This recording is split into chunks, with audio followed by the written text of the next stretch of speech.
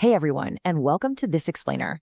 Today, we're diving right into Chapter 3 of Dangerous Behaviors, which is all about what happens when anger completely takes control. We're going to break down the psychology of anger to see how unresolved frustration silently, and I mean really silently, affects our behavior, our closest relationships, and the split-second decisions we make. The mind is a crime scene, unseen, untold. Man, what a powerful way to frame our topic today. I want you to think of emotional buildup as this sort of invisible mystery that we're going to solve together over the next few minutes. Because honestly, what we actually see on the outside is usually just the messy aftermath of a really quiet, unseen process happening within. Which brings us to a fundamental question, and I want to direct this one straight to you. Does dangerous behavior really begin suddenly? Hold on to that thought for a second. Think about a time you, or maybe someone you know, just totally snapped. Did it genuinely come out of nowhere, or were there invisible clues left behind at that mental crime scene? Well, let's analyze the evidence. Okay, let's dive into this. There is a massive, widespread myth out there that anger happens suddenly, just like flipping on a light switch. But the reality? Emotional pressure builds up quietly over time. It is absolutely not a sudden spark. It's way more like a slow leak of gas filling up a closed room over weeks or even months, just waiting for the tiniest ignition. To really wrap our heads around this, we're going to anchor these psychological concepts to a super relatable story straight from our source material. This is the case study of Juan Carlos. Now, Juan Carlos was known around his community as a genuinely hardworking, respectful young guy. He stayed close to his family, hung out with his friends, and usually stayed completely out of trouble. He's totally relatable, right? Basically the guy next door. But a completely unseen buildup was happening right beneath the surface. See, this wasn't just him having a bad day. This was half a year of compounding stress. It all kicked off at month 1, with constant job rejection. By month 3, that turned into escalating tension at home. At month 5, we start seeing really noticeable behavioral changes, culminating at month 6 with a physical altercation. So let's break down exactly what went wrong at each of these stops. It started with a phrase we all absolutely dread hearing: "We will call you." Juan Carlos had been out there looking for stable work for months. Every single week he submitted applications, and every single week he heard that exact same response. Just imagine carrying that repetitive rejection for months, while simultaneously watching your friends progress, find great jobs, and map out their futures.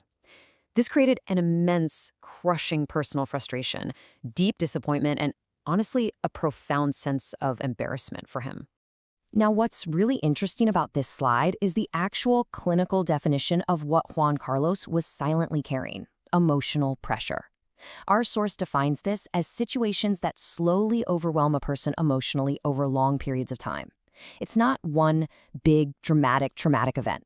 It's the weight of 1,000 tiny, unresolved frustrations stacking up, day after day after day, until the load just becomes completely unmanageable.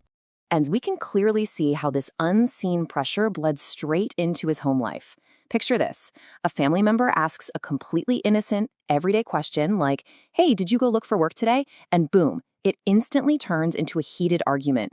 He was reacting super defensively to perfectly normal questions, and it wasn't because the questions themselves were aggressive. It was because that unresolved stress we just talked about meant he was already totally emotionally overwhelmed before anyone even opened their mouth. And this brilliantly illustrates the next stage of his psychological descent: emotional reactivity. This basically means reacting emotionally very quickly, because internally, you're already maxed out. This is when everyday situations that normally wouldn't bother someone suddenly create massive emotional spikes. For Juan Carlos, simple jokes suddenly felt deeply disrespectful. A minor change in weekend plans made him instantly furious. His emotional baseline was just completely shot.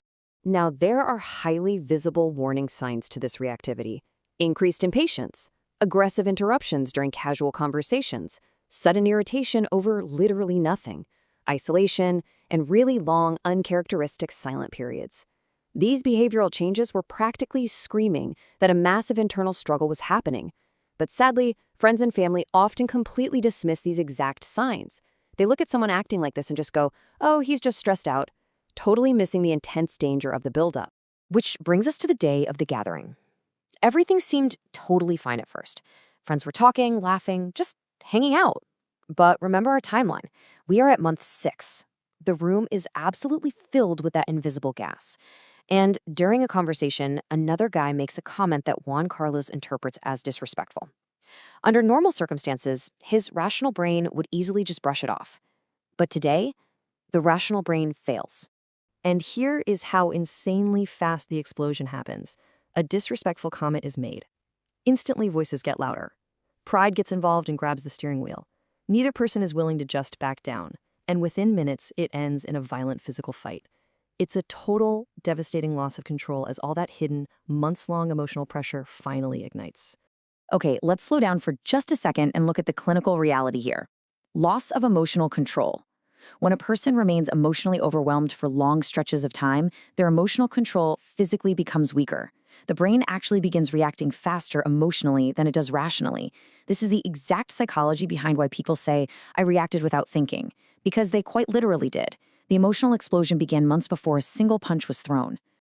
But here is the really vital, reassuring news in all of this. We can de-escalate the crime scene. We absolutely do not have to wait for the explosion. Because the buildup takes time, that means we have time to intervene. The story of Juan Carlos teaches us that so many of these conflicts can absolutely be prevented before they escalate, provided we know how to respond to those warning signs we just discussed. So here are the incredibly clear, actionable de-escalation steps straight from our source. Step 1, pause during emotional moments. Step 2, walk away and breathe deeply. Step 3, create spaces for honest communication. And guys, I want to strongly emphasize step 2 here. Walking away from a heated argument is never a weakness. It is a highly intelligent, tactical move to let your rational brain catch up to your emotional brain and prevent literally years of terrible consequences. So, the crucial point is that prevention isn't just a solo mission, it's a community responsibility. We've got to pay attention to isolation. We need to step up, listen calmly, provide guidance, and offer genuine emotional support. When families and communities respond early to those behavioral shifts, especially in our youth, instead of just sitting around waiting until serious harm happens, we can actually prevent violence and de-escalate these unseen crime scenes. As we wrap up this explainer, I really want you to let this sink in. Uncontrolled anger rarely appears suddenly. That is the absolute main takeaway from Chapter 3. The sudden physical outburst, that's an illusion. It is the slow, quiet, and visible buildup of emotional pressure that is the true culprit behind the explosion. Which leaves me with a stark question for you to ponder. Based on all the warning signs we've covered today, who in your community is carrying emotional pressure silently right now? Take a really good look around you this week. Pay attention to those little behavioral changes. You might just have the power to stop the explosion before it ever even happens. Keep learning, keep observing, and I'll see you in the next explainer.